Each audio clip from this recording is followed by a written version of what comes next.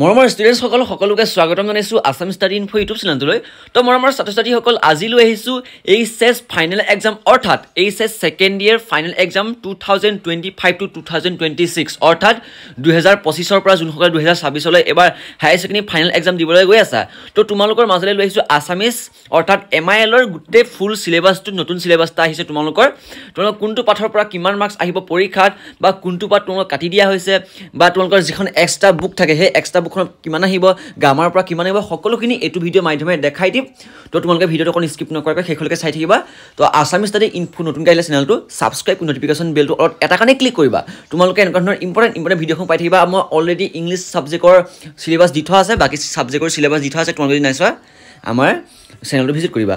তো প্ৰথমতে আহিলে আছামিজ MILৰ syllabus for higher secondary final year course অৰ্থাৎ তোমালোকৰ যিখন কুৱেশ্যন পেপাৰ হ'ব সেই কুৱেশ্যন পেপাৰখনত তোমালোকক কেনেকুৱা ধৰণৰ নাম্বাৰবিলাক দিব তোমালোকে চাবা।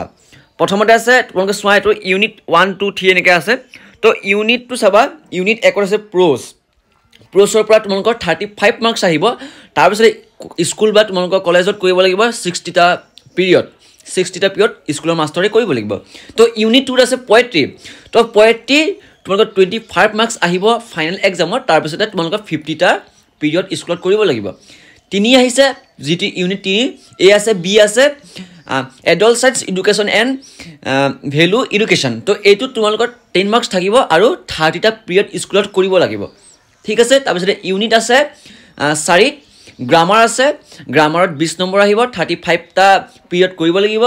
এছে আছে ৰাইটিং যিটো ৰচনাৰ পৰা 10 মাৰ্কছ আহিব, 25টা পিৰিয়ড তোমালোকৰ ৰচনা স্কুলত শিকাব লাগিব। ঠিক আছে। এইটোৱে হৈছে তোমালোকৰ কুৱেশ্যন পেপাৰখনৰ যিসমূহ নম্বৰ সেই নম্বৰসমূহ অল টোটেল 100 মাৰ্কছ। ঠিক আছে।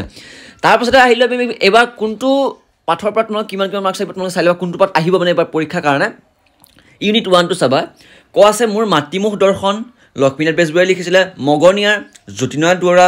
ঠিক আছে। এইকেইটা পাঠ আহিব 35 মাৰ্কছৰ কাৰণে তোমালোকে এইকেইটা চাই ল'বা পাঠ কোনটা আহিব। আছে আনন্দৰাম বৰুৱা আহিব। আছে হস্তি বিদ্যাৰাম পুথি। আছে ভাৰতীয় আদৰ্শ বৈৰাগ্য। আছে চিঠি। দ্বিতীয় আছে অসমীয়া চলচ্চিত্ৰৰ গতিধাৰা। বগীয়া আছে বৈজ্ঞানিক মানসিকতা কিদৰে গঢ়িব পাৰোঁ। ঠিক আছে। এইকেইটা তোমালোকৰ আহিব। তাৰপিছত কবিতা অৰ্থাৎ পয়েট্ৰিকেইটা তোমালোকে চাবা পয়েট্ৰি কোনকেইটা আহিব।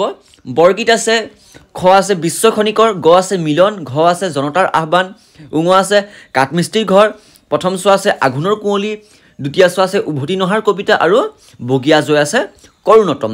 ইয়াৰ এই যিকেইটা কবিতা তোমালোকৰ 25 মাৰ্কছ আহিব। ঠিক আছে। আৰু 50টা পিৰিয়ড স্কুলত হ'ব। তাৰপিছত ইউনিট 3 আছে। ইউনিট 3ত মূল্যবোধ শিক্ষা, কৈশোৰ কাল আৰু ইয়াৰ উপযোগী শিক্ষা, এইটোৰ পৰা 10 নম্বৰ আহিব। ঠিক আছে। ইউনিট 3 তোমালোকে যি পাইছিলা AB। ঠিক আছে। তাৰপিছতে ইউনিট 4 আহিলে অসমীয়া ভাষাৰ ব্যাকৰণ, 20 নম্বৰ আহিব ব্যাকৰণ অৰ্থাৎ গ্ৰামাৰ তোমালোকৰ কি আহিব চাই ল'বা। বিভক্তি আছে, ক্ৰিয়া বিভক্তি আৰু নাম বিভক্তি। মানে তোমালোকৰ বিভক্তি আহিব, কিন্তু বিভক্তি আহিব ক্ৰিয়া বিভক্তি আৰু নাম বিভক্তি। তাৰপিছত প্ৰত্যয় আছে, প্ৰত্যয়ত কীট প্ৰত্যয় আহিব, তদ্ধিত প্ৰত্যয় আহিব, জতুৱা ঠাঁচ আহিব। ঠিক আছে। এইকেইটা প্ৰত্যয়ত আহিব। প্ৰত্যয় প্ৰত্যয় বুলি আহিব বুলি ক'লে তোমালোকৰ অলপ টান হ'ব পাৰে, সেইকাৰণে তোমালোক কি প্ৰত্যয় আহিব সেইকেইটা ডাইৰেক্ট দেখাই দিছে। কীট প্ৰত্যয় আহিব, তদ্ধিত প্ৰত্যয় আৰু জতুৱা ঠাঁচ আহিব। তাৰপিছত বিভক্তিও তোমালোকে তেনেদৰে কৰিছে যে ক্ৰিয়া বিভক্তি আৰু নাম বিভক্তি আহিব। তাৰপিছত আহিলে ইউনিট 5। ইউনিট 5ত আছে 10 নম্বৰ।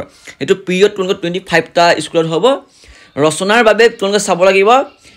আছে সাহিত্য সংস্কৃতি সম্পৰ্কীয়, মানে যিটো তোমালোকৰ যি সাহিত্য আমাৰ সংস্কৃতি তাৰ ওপৰত তোমালোকে এখন ৰচনা ভালদৰে চাই ল'বা। এখন বুলিয়ে নহয়, তেনেকুৱা ওপৰত তোমালোকে চাবা ৰচনা।